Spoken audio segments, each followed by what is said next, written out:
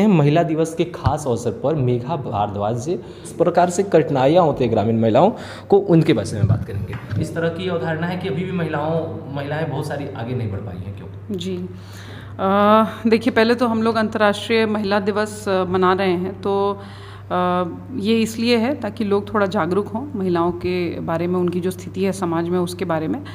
Issue यही है कि इकोनॉमिक एम्पावरमेंट पे हमारा पूरा ध्यान रहता है कि महिलाओं को जो है किस प्रकार से स्वावलंबी बनाया जा सके, वो कैसे अपने लिए खुद के लिए पैसा कमा सकें, फाइनेंशियल डिसीजंस ले सकें। लेकिन सोशली और कल्चरली जो वो चीज़ें हैं वो वैसे ट्रांसलेट नहीं हो पा रही हैं। जैसे इकोनॉमिक मान ले कि कोई पैसा कमा भी रही हैं, तो सोसाइटी में उनका जो पोजीशन है या कल्चरली जो हमारा पोजीशन है महिलाओं का, उसमें सुधार उस गति से नहीं हो रहा है जिस गति से हम एक्सपेक्ट कर रहे हैं कि हो। देखिए, ये वही चीज़ है कि हम पॉलिसी लेवल पर या कानून के स्तर पे ऐसे स्कीम्स बनाते हैं, ऐसी योजनाएं बनाते हैं जो महिला सशक्तिकरण की दिशा में जो है और ज़्यादा काम करने का हम लोगों को मौका देता है। उसी में एक पॉलिसी हमारी बेटी बचाओ बेटी पढ़ाओ है। इसका मेन पर्पस देखिए अवेयरनेस है। बेटी बचाने के लिए सरकार कुछ नहीं कर देगी, आपको फीमेल इन्फेंटिसाइड को रोकना है, आपको उसके लिए कानून है, ऑलरेडी इन प्लेस है। लेकिन सबसे पहले ज़रूरी है कि समाज में उसकी कितनी जागरूकता है, लोग कितना जागरूक हैं कि बेटियों को पढ़ाना है, बेटियों को आगे बढ़ाना है। तो ये जो पूरा कैंपेन था ये जागरूकता के लिए था, और ये हम नहीं कह सकते हैं कि बिल्कुल भी चेंज नहीं आया है। चेंज आया है और बहुत पॉजिटिव चेंज आया है इतने सालों में, और आगे हम एक्सपेक्ट कर रहे हैं कि इसी गति से अगर चलेगा तो और हमारा प्रोग्रेस हो सकता है। देखिए, कठिनाइयों का सामना सभी लोगों को करना पड़ता है अपने जीवन में। स्ट्रगल का पीरियड सभी लोगों के जीवन में होता है, चाहे पुरुष हो चाहे महिला।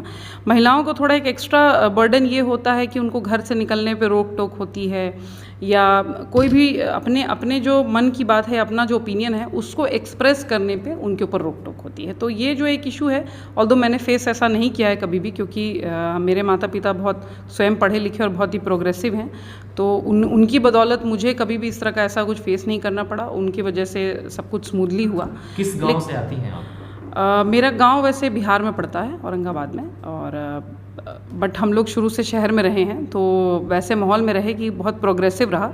बट अपने गांव को भी अगर मैं देखूं तो मैं कहूँगी कि गांव भी हमारा काफ़ी प्रोग्रेसिव है, क्योंकि हमारे जो मतलब घर में और महिलाएं थी जो मेरे से बड़ी हैं या जो पहले के जनरेशन में थी, वो सब भी पढ़ी लिखी और उन्होंने भी नौकरी की। तो ये मतलब वही है कि बहुत डिपेंड करता है कि आपके परिवार का परिवेश और सोसाइटी का परिवेश कैसा है। तो सोसाइटी एक हेल्प करती है, परिवार एक हेल्प करता है, तो महिलाएं ज़रूर आगे बढ़ती हैं। देखिए, महिलाओं को जो हेल्थ प्रॉब्लम का इशू है, तो सबसे इम्पॉर्टेंट जो हम लोगों का कंडक्ट होता है ऑल थ्रू आउट इंडिया, वो होता है village health and nutrition and sanitation day, VHSND day. ये आंगनवाड़ी केंद्र पे सेविका, सहायिका, सहिया सब मिलके कंडक्ट कराती हैं। अगर ये सही से कंडक्ट हो और महिलाएं इसमें ज़्यादा से ज़्यादा हिस्सा लें, तो उनकी जो भी मतलब बीमारियां हैं प्राथमिक स्टेज पे ही डिटेक्ट हो जाएंगी और उसका इलाज भी वहीं पे हो जाएगा। तो ये जो हमारा कॉन्सेप्ट है VHSND डे कराने का, आई थिंक ये सबसे इम्पॉर्टेंट है, जहाँ पे महिलाओं को फर्स्ट एक्सपोजर मिलता है हेल्थ सिस्टम से। तो वो होता है जितने भी हमारे आंगनवाड़ी केंद्र है उस पर हर मंगलवार और शनिवार को होता है। उसमें महिलाओं को घर से आके और सहभागिता दिखाने की उसमें आवश्यकता। वो सभी लोगों को अंतर्राष्ट्रीय महिला दिवस की शुभकामनाएं दूंगी, और यही कहूँगी कि अपनी बात को आप खुलकर रखें, किसी से घबराएं नहीं, because legally, constitutionally, policy wise सारी चीज़ें आपके लिए हैं, ऑलरेडी व्यवस्थित हैं। व्यवस्था में सारी चीज़ें हैं जो आप अपने हक के लिए लड़ सकती हैं। बस ज़रूरत ये है कि वो आप खुल के सामने आएँ, आप जो करना चाहती हैं वो करें। और इसमें सबसे अहम रोल जो है, सबसे मेजर स्टेक होल्डर जो हैं वो पुरुष हैं पलामू ज़िला के, जो समझें कि अब महिलाओं को कहाँ आगे बढ़ना है, कहाँ पहुँचना है, तो उसमें उनका भी रोल बहुत महत्वपूर्ण है। यही होता है कि लोग कहते हैं कि आप एक महिला को पढ़ाएंगे तो पूरे परिवार को पढ़ाएंगे। तो वही वाली बात है कि महिलाएं जो हैं डेवलपमेंटल प्रोसेस में अगर आती हैं तो जेंडर सेंसिटिविटी के पॉइंट ऑफ व्यू से वो सोच पाती हैं कि अगर हम कोई कार्यक्रम चला रहे हैं तो उसका इम्पैक्ट पुरुषों पे अलग पड़ रहा है, महिलाओं पे अलग पड़ रहा है। जैसे हम जेंडर सेंसिटिव बजट का बात करते हैं कि बजट हमारा कितना जेंडर सेंसिटिव है। 48% महिलाएं हैं पूरे देश में, लेकिन अगर हम 10 रुपये किसी एक आइटम में बढ़ा रहे हैं, कॉस्ट बढ़ रही है, तो महिलाओं पे उसका अलग असर है, पुरुषों पे अलग असर है।